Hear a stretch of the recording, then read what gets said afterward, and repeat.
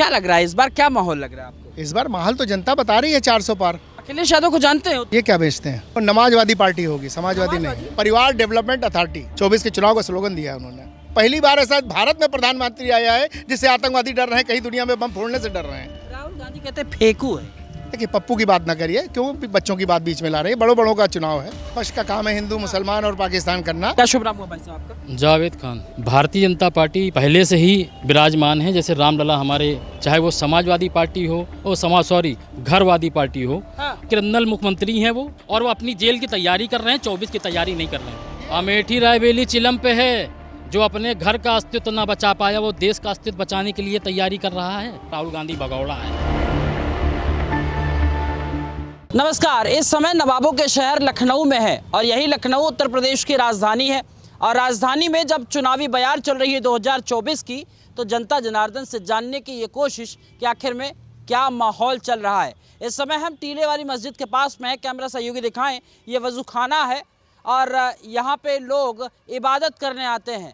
और इस इबादत के साथ साथ ये भी समझने की ज़रूरत पड़ जाती कि आखिर में अब की बार किसकी सरकार। बहरहाल धर्म को राजनीति से न जोड़ा जाए, इसकी सभी पैमाइश करते हैं, क्या सत्ता पक्ष और क्या विपक्ष। हम भी चाहते हैं कि धर्म को राजनीति से ना जोड़ा जाए। धर्म की जगह अपनी है, राजनीति की जगह अपनी है। बहरहाल अपनी वाणी में विराम और सीधे सवालों के फहरिस्त को शुरू करते हैं। क्या शुभ नाम हुआ आपका? शफात हुसैन। क्या लग रहा है इस बार, क्या माहौल लग रहा है आपको? इस बार माहौल तो जनता बता रही है 400 पार। 400 पार? जी, 400 पार। अखिलेश यादव को जानते हैं? उत्तर प्रदेश के पूर्व मुख्यमंत्री, ये क्या बेचते हैं? राजनेता हैं, समाजवादी पार्टी के बड़े नेता हैं। शायद पराग डेयरी नहीं की है क्या? पराग डेयरी तो नहीं मुझे पता है, लेकिन ये राजनीति समाजवादी पार्टी का राष्ट्रीय अध्यक्ष है। नहीं, वो नमाजवादी पार्टी होगी, समाजवादी नहीं। जी, समाजवादी नहीं होगी, नमाजवादी पार्टी होगी। कहते हैं सभी धर्म को साथ लेके चल रहे हैं, कहाँ से नमाज और नहीं, वो यादव धर्म को साथ में लेके चलते हैं, क्योंकि जब वो सत्ता में रहे हैं तो ओबीसी के नाम पर जो 27% का आरक्षण है उसमें यादव ही सबसे ज़्यादा नौकरी पाते थे। उसमें मुस्लिम समाज का ओबीसी आता ही नहीं था। अच्छा जी, तो आप इतिहास उठा के देख लीजिए, आंकड़े उठा के देख लीजिए। हाँ। 50-50 पीसीएस जो है यादव बिरादरी के पास हुए उनके राज्य में। अरे जो पढ़ेगा वो बढ़ेगा। देखिए, जो पढ़ेगा वो बढ़ेगा, वो बात सही है, लेकिन जो पढ़ के इंटरव्यू में आता है वो भगा काहे लिए दिया जाता है। इसीलिए मोदी जी ने इंटरव्यू को ख़त्म कर दिया। आज आप देखिए कितने मुस्लिम आईएएस निकल के आ रहे हैं, इसलिए निकल के आ रहे हैं कि वो इंटरव्यू की प्रथा को मोदी जी ने ख़त्म किया। इसमें मोदी का क्या योगदान है? बहुत बड़ा योगदान है। इंटरव्यू की प्रथा सरकारें तो खत्म करती है ना। उन्होंने कहा इंटरव्यू नहीं होगा, जब इतनी बड़ी परीक्षा पास करके आ रहा है तो उसके लिए इंटरव्यू की क्या जरूरत है? सीधे आप एग्जाम पास करिए और नौकरी ज्वाइन करिए। सर ऐसे नहीं चल पाएगा। विपक्ष कहता है कि मोदी के आ जाने से जो समाज है ना, ये अल्पसंख्यक समाज, वो परेशान है, डरा हुआ है। देखिए, डरे तो विपक्षी हैं। जो क्षेत्रीय दल हैं वो डरे हुए हैं, क्योंकि रोजी रोटी चलनी है उनकी। तो जब दुकान बंद हो जाएगी तो रोजी रोटी कहाँ से चलेगी? डरे हुए तो क्षेत्रीय दल महसूस कर रहे हैं अपने आप को। मुस्लिम समाज कभी नहीं डरता, न कभी डरा है न कभी डरेगा। जी, तो कहते हैं, लेकिन ये यहाँ तो भय और भेद की जो है नहीं, भय और भेद की राजनीति 1947 में शुरू हुई थी और 14 में ख़त्म हो गई। आज देखिए ना, कहीं दुनिया में भी बम ब्लास्ट नहीं होता है। पाकिस्तान इतना डरा हुआ है मोदी जी से कि भारत तो छोड़ दीजिए, किसी दुनिया में भी कहीं बम ब्लास्ट नहीं होता। जैसे अमेरिका में किया था, इस तरह की घटनाएं कहीं नहीं हो रही हैं। तो पहली बार ऐसा भारत में प्रधानमंत्री आया है जिससे आतंकवादी डर रहे हैं, कहीं दुनिया में बम फोड़ने से डर रहे हैं। देखिए, सीरिया में भी बंद हो गया, पाकिस्तान में भी देखिए जो घटनाएं होती तो वो भी बंद हो गई। भारत में जो आके मंदिरों पे बम फोड़ा करते थे वो भी बंद हो गए। तो इतना दमदार प्रधानमंत्री इस देश को मिला है, तो ये जनता कैसे छोड़ देगी? राहुल गांधी कहते हैं फेंकू है। देखिए, पप्पू की बात ना करिए, क्यों बच्चों की बात बीच में ला रहे हैं। बड़ों का चुनाव है, ये बड़े राजनीतिक दलों का चुनाव है। पप्पू की बात ना करिए। राहुल गांधी को सीरियस नहीं लेते आप? सीरियस देश की जनता नहीं लेती, मेरे लेने से क्या होता है?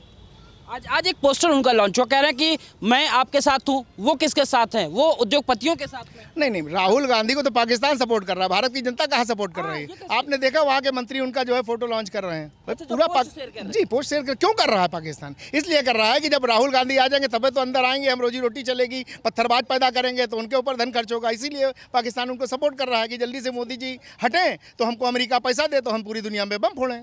कहते हैं कि ये जब चुनाव आता है तो पाकिस्तान से कनेक्शन क्यों कर देते हैं मोदी? देखिए, मोदी जी नहीं करते हैं कनेक्शन जिनका है उनका शुरू हो जाता है, तो जब उनका कनेक्शन सामने आता है तो उसको जनता देखती है। ये भी तो आरोप लगता है कि मोदी भी तो वहाँ गए थे पाकिस्तान में बगैर बुलाए। देखिए, बगैर बुलाए नहीं गए थे, उनको समझाने गए थे कि अगर यहाँ पर कुछ भी हरकत करोगे तो घर में घुस के मारूंगा, ये कहने के लिए गए थे। वो इतना दमदार प्रधानमंत्री कम से कम घर में घुस के धमकी दे के आया, और उसके बाद जब नहीं माने तो घर में घुस के मारा। पीओके की चर्चा जो है, आपका फोन बज रहा है शायद, कह रहे कि ये राजनीतिक माहौल के साथ साथ विकास की बात नहीं करेंगे, कभी पाकिस्तान की बात करेंगे, कभी दूसरे देश की बात करेंगे, कभी हिंदू मुसलमान करने लगेंगे। देखिए, ये विपक्ष का काम है हिंदू मुसलमान और पाकिस्तान करना। आप जाइए लखनऊ में, देखिए जाकर के, यहाँ पर राजनाथ जी सांसद हैं और देश के रक्षा मंत्री हैं, आप देखिए जाकर के कितना विकास किया उन्होंने। जो लखनऊ में जाम लगता था, इस लखनऊ को जाम मुक्त किया उन्होंने ओवरब्रिज बना करके। आप जाइए लखनऊ, आप कैमरा लेकर के, आप पूरे लखनऊ में देखिए कितना ओवरब्रिज बनाया उन्होंने। मेट्रो देख लीजिए, आप चल रही है। उसके बाद आप गोमती नगर का ओवरब्रिज देख लीजिए, अभी डालीगंज का ओवरब्रिज, कितना विकास किया हमारे राजनाथ जी ने यहाँ पर। तो अखिलेश यादव भी तो कहते हैं कि हमारी सरकार में, हमारे शासनकाल में यूपी का जो डेवलपमेंट हुआ वो कभी हुआ था क्या? उन्होंने कहता कि एम्बुलेंस हमने शुरू किया, मेट्रो हमने किया, हाईवेज हमने दी, इन्होंने किया क्या? सिर्फ लीपापोती तो की। तो जनता इनको वोट क्यों नहीं दे रही है भाई? जनता ने बाहर क्यों कर दिया? जनता ने सत्ता से दूर क्यों कर दिया 12 में? भाई 12 में बने थे अखिलेश जी, अगर इतना काम किया तो काम के दम पर आए, गठबंधन की क्या जरूरत है? पीडीए बनाया इन्होंने, परिवार डेवलपमेंट अथॉरिटी, यानी परिवार को डेवलप करना है इनको। पीडीए का फुल फॉर्म तो कुछ और बताते हैं, पिछड़ा, दलित, अल्पसंख्यक। अल्पसंख्यक नहीं, पीडीए मतलब परिवार डेवलपमेंट अथॉरिटी। ये अखिलेश यादव की पार्टी का मतलब को स्लोगन दिया है, 24 के चुनाव का स्लोगन दिया है उन्होंने, परिवार डेवलपमेंट अथॉरिटी। लेकिन एक बात आप ये भी समझिए ना, ओवैसी साहब वहाँ से शुरुआत करते हैं और कहते हैं, अब वो बहुत सारी चीज़ें याद दिलाते हैं समाज को कि भाई इस सेशन काल में क्या क्या हुआ, मुख्तार अंसारी के साथ क्या हुआ, अतीक अहमद के साथ क्या हुआ, और उधर जेल में बंद आजम खान साहब के साथ क्या हुआ। इस बात वोट करने से पहले सोच के वोट करना होगा। देखिए, ओवैसी जी एक सांप्रदायिक आदमी हैं, हाँ। उनको इस तरह के भाषण देना ये सिर्फ अपनी एक सस्ती लोकप्रियता और राजनीति में अपने आप को बनाए रखने के लिए, अपने वजूद को कायम रखने के लिए उनका स्टंट है। इसलिए वो हिंदू मुस्लिम की बात करते हैं और गुंडे और माफियाओं का सपोर्ट करते हैं। क्या शुभ नाम हुआ भाई साहब आपका? जावेद खान। जावेद भाई, क्या लग रहा है इस बार एकदम माहौल डॉट वाला कह रहा है कि अब हम एकदम पूरे पावर में है? नहीं, पावर में नहीं है। पावर में होते तो वो कहीं दिखते, कहीं दिख ही नहीं रहे हैं। भारतीय जनता पार्टी उत्तर प्रदेश से लेके पूरे देश में पहले से ही विराजमान है। जैसे रामलला हमारे भारतीय जनता पार्टी सरकार में अयोध्या में विराजमान हो गए हैं, तो विपक्षी दल हमारा परेशान है, चाहे वो समाजवादी पार्टी हो, घरवादी पार्टी हो, हाँ। और चाहे वो बहुजन समाज पार्टी हो, कांग्रेस पार्टी हो। आप समाजवादी को घरवादी पार्टी इसलिए क्योंकि अभी वर्तमान में देख लीजिए कि अखिलेश यादव एक निर्णय नहीं ले पाते हैं। कहीं अपने परिवार के सदस्यों को कहीं बदायूं भेज रहे हैं, और क्या कहते हैं, धर्मेंद्र यादव को कहीं आजमगढ़ भेज रहे हैं, आजमगढ़ से फिर बदायूं भेज रहे हैं। तो वो घरवादी पार्टी है। घरवादी पार्टी एक निर्णय नहीं ले पाती है, और अखिलेश यादव को अभी सीखना होगा राजनीति करने के लिए उत्तर प्रदेश में। मुख्यमंत्री के सीट पर बैठकर सत्ता को चलाने के बाद और परिवार के उनके खुद पिताजी इस सीट पर बैठे रहे और बढ़िया शासन किया, आप कह रहे हैं उनको सीखना पड़ेगा? बिल्कुल सीखना पड़ेगा, क्योंकि अखिलेश यादव कोई दूध के धुले नहीं, क्रिमिनल मुख्यमंत्री हैं वो। ठीक है, मैं आपको स्पष्ट बता दे रहा हूँ, क्रिमिनल मुख्यमंत्री। बिल्कुल गंभीरता और जिम्मेदारी से बोल रहा हूँ। हाँ, गंभीरता और जिम्मेदारी से बोल रहा हूँ। और अभी उनके ऊपर जांच की एक नोटिस हुई, सरकार फिर दोबारा नोटिस भेजेगी, जिसमें वो लिप्त हैं, ये क्या नाम है, रिवर फ्रंट घोटाले में। ठीक है, कितनी फाइलें जला दी गई हैं उनके कार्यकाल में और कितनी बची हैं जिस पे जांच होगी, और वो अपनी जेल की तैयारी कर रहे हैं, 24 की तैयारी नहीं कर रहे हैं वो। अच्छा, जो बीजेपी भी यही तो आरोप लगता है कि बीजेपी के खिलाफ जो बोलना शुरू करेगा, जो इनकी नीतियों की कमियां निकालेगा, उसके ऊपर ईडी और सीबीआई और इस तरीके के नोटिस। देखिए, भ्रष्टाचारी को मोदी जी ने पहले ही कहा था कि हम जेल भेजने का कार्य करेंगे। हाँ। ठीक है, हाँ। तो जो भ्रष्टाचार कर रहा है वो जेल जा रहा है। और भारतीय जनता पार्टी का ये टारगेट नहीं, ईडी और क्या कहते हैं, और ये सीबीआई, ये देश की एजेंसी हैं, जिनके खिलाफ कोई एप्लीकेशन जाएगी तो जांच होगी, और जांच में अगर कोई लिप्त पाया जाएगा तो वो जेल जाएगा, चाहे वो कोई अखिलेश यादव हो, चाहे मायावती हो, चाहे वो अरविंद केजरीवाल हो, कोई भी हो, किसी भी दल का नेता हो। अगर वो अपराधी है तो जेल जाएगा, और अपराध कर रहा है तो इनकाउंटर होगा। और अभी तक जितने अपराध लिप्त में जो अपराधी थे वो अपराध मुक्त हो गए हैं। अपराध मुक्त कराने वाले उत्तर प्रदेश के यशस्वी मुख्यमंत्री योगी आदित्यनाथ जी हैं। आज हमारा प्रदेश खुशहाल इसलिए, व्यापारी खुशहाल इसलिए है क्योंकि अपने डर से, अपने जो डर उनके अंदर बसा था माफियाओं का कि कहीं से फ़ोन ना आ जाए मुख्तार अंसारी का, अतीक अहमद का फ़ोन ना आ जाए, गुंडा टैक्स देना पड़े, आज वो टैक्स उत्तर प्रदेश की भारतीय जनता पार्टी सरकार ने ख़त्म कर दिया है। बहुत बढ़िया।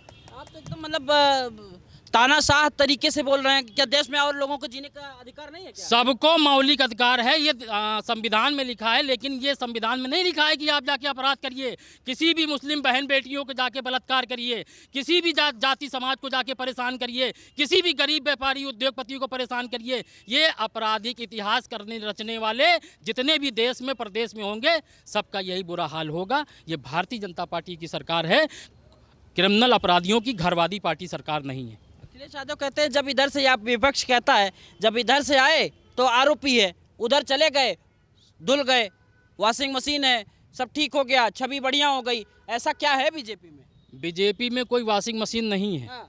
बीजेपी का जो संकल्प है, हाँ। जब कोई कार्यकर्ता पार्टी ज्वाइन करता है तो एक संकल्प उसको दिया जाता है। उस संकल्प के साथ में हमारे मोदी जी आज काम कर रहे हैं। जो संकल्प लिया है देश को बढ़ाने का, और जो संकल्प उन्होंने लिया था युवाओं को बढ़ाने का, जो संकल्प उन्होंने लिया था मुस्लिम अल्पसंख्यक को बढ़ाने का, जो संकल्प अल्पसंख्यक में क्या कहते हैं दबे कुचले मुसलमान को बढ़ाने का, आज वो मुसलमान बढ़ाए जा रहे हैं। सिर्फ भारतीय जनता पार्टी की देन है, वो भी नरेंद्र मोदी जी की देन है, बाकी किसी पार्टी की देन नहीं है। राहुल गांधी कहते हैं कि ये लोकतंत्र खत्म होने की लड़ाई दिख रही है, अब आप कह रहे हैं कि धर्म की लड़ाई पे आ गई। देखिए, लोकतंत्र की जो धज्जियां उधेड़ी जाती थीं, 65 साल में तोड़ मरोड़ के लोग यहाँ पर अपराधी कैसे बढ़े? कानून को तोड़ते मरोड़ते थे। यहाँ पर तुरंत फैसला होता है, ऑन स्पॉट फैसला होता है। इसलिए जो है मोदी जी ने सिर्फ कानून जो संविधान बना उसी का ही पालन किया है, इसीलिए आज तुरंत कार्रवाई होती है। कोई भी आदमी आज अपराध करने के लिए, लूट करने के लिए नहीं खड़ा हो रहा है, ना किसी की ज़मीन पर कब्जा कर रहा है। उसकी देन यही है। उस सरकारों में कानून की धज्जियां उड़ाई जाती थीं। 65 साल जो कांग्रेस का कार्यकाल रहा, सपा बसपा का कार्यकाल रहा, कानून की धज्जियां उड़ेड़ी जाती थीं। इसीलिए मैं कह रहा हूँ कि कानून जो ये कतार है कि देश खतरे में है, देश खतरे में नहीं है। सपा बसपा कांग्रेस का अस्तित्व खतरे में है। अमेठी रायबेली चिलम पे है, जो अपने घर का अस्तित्व ना बचा पाया वो देश का अस्तित्व बचाने के लिए तैयारी कर रहा है। सबसे बड़ा सवाल तो यही है। जो अमेठी रायबरेली चिलम पे है, चिलम जल रही है और चिलम पुकार रही है राहुल गांधी कहाँ है, तो उसमें लिख के आ रहा है राहुल गांधी भगौड़ा है। तो वो देश का अस्तित्व क्या है? हार गए। भगौड़ा है राहुल गांधी, भगौड़ा है अमेठी। आप जाके पता कर लीजिए जाके। कह रहे हैं इस बार फिर से आएंगे और कल ही नामांकन होगा लोगों का, जो भी प्रत्याशी होगा। तो वो नामांकन करें, नामांकन करके हार की माला पहन के जाएंगे। राहुल गांधी से मतलब क्यों विश्वास नहीं जम रहा? भारत जोड़ो न्याय यात्रा, न जाने क्या क्या। जोड़ो न्याय यात्रा नहीं, भारत तोड़ो न्याय यात्रा कर रहे थे। वो भारत जोड़ो यात्रा नहीं कर रहे थे, भारत तोड़ो यात्रा कर रहे थे। अमेठी से स्मृति ईरानी हमारी जो बड़ी बहन है, वो जीत के, भारी बहुमत से जीत के और दिल्ली जाएंगे। अमेठी और रायबरेली तो हमारा घराना है, हमारा परिवार है ना भाई, चाहे जिसको भेज देंगे। बता तो दिया, चिलम पे है रायबरेली और अमेठी कांग्रेस के लिए चिलम पे है। ये चिलम शब्द हमारा है और ये चिलम पे ही रहेगी कांग्रेस।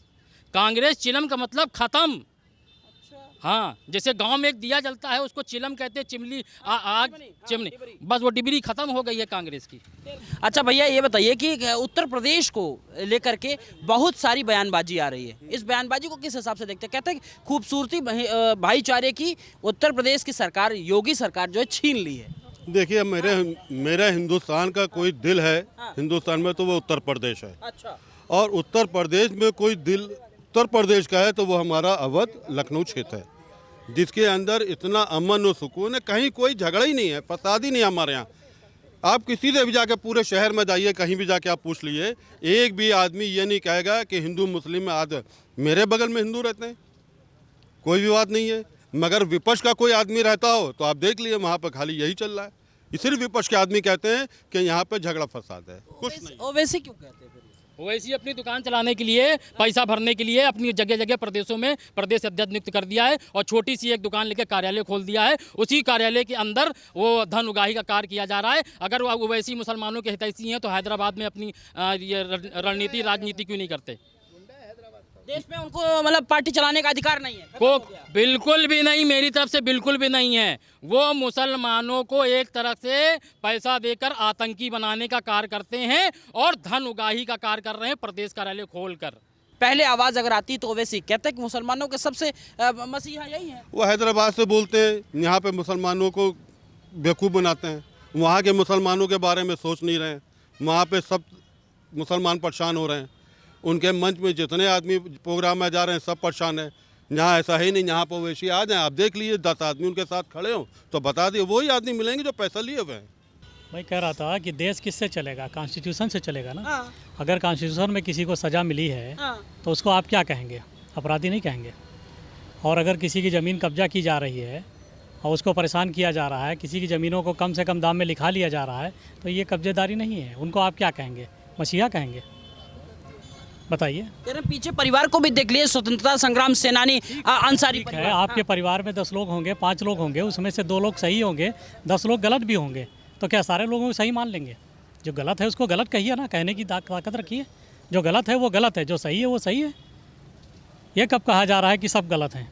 सबका अपना अपना विचार है। कुछ अच्छे लोग हैं, ऐसे ऐसे भी लोग हुए हैं जिनके परिवार में माफिया पैदा हुई है और उनके बच्चे आगे चल के समाज सेवा का काम कर रहे हैं। तो जो अच्छे लोग हैं उनको सम्मान हर जगह मिलता है, मिलेगा। लेकिन जिन्होंने क्राइम किया है, जिनके ऊपर कॉन्स्टिट्यूशन में जिनको सज़ा मिल चुकी है, उनको हम कैसे ना क्रिमिनल कहें? कह रहे एक ही धर्म में है सब सारे लोग। ऐसा नहीं है। देखिए, ये नज़रिया है, ये इसको ज़्यादा प्रचार प्रसार किया जाता है। ठीक है, अभी सिखों का भी मामला उठा था, इससे 84 के दंगे देख लीजिए। ऐसा नहीं है कि धर्म की बात है।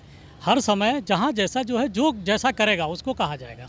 अगर आप गलत हैं तो गलत कहेंगे और गलत कहना चाहिए। देखिए, प्रदेश की जनता जाग चुकी है और ख़ासकर उत्तर प्रदेश की। हर दूसरे दिन यहाँ बम ब्लास्ट होता था, आप उठा के रिकॉर्ड देख लीजिए। पिछले 10 सालों में एक भी कहीं बम फूटा, कहीं पटाखा फूटा। आज कौन सुरक्षित है? इस प्रदेश की जनता सुरक्षित है। तो लोगों का विश्वास माननीय योगी जी पर बढ़ा है, लोगों का विश्वास माननीय मोदी जी पर बढ़ा है, क्योंकि उन्होंने जनता के लिए काम किया है। ये सबसे बड़ी चीज़ है, सुरक्षा, जो देने में कामयाब रहे हैं माननीय योगी जी। रही बात, कोरोना का टाइम आया, कोरोना के समय में सब परेशान थे, माननीय मोदी जी ने पूरे देश के लोगों को राशन देने का काम किया, जो अभी तक दे रहे हैं।